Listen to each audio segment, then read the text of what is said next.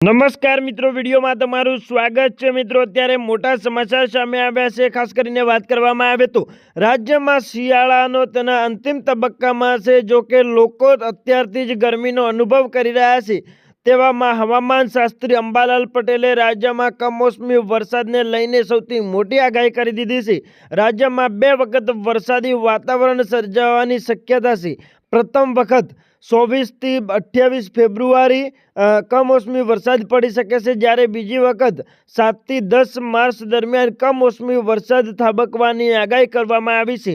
આ વચ્ચે મિત્રો એવું પણ થઈ રહ્યું છે કે એક બાજુ શિયાળો તો દિવસે અને રાત્રે ક્યારેક ગરમીનો અનુભવ થઈ રહ્યો છે, જાણે કે ચૈત્ર વૈશાખ મહિનો ચાલી રહ્યો હોય તેવું પણ અમુક એરિયાઓમાં અને અમુક વિસ્તારમાં જોવા મળતું હોય છે।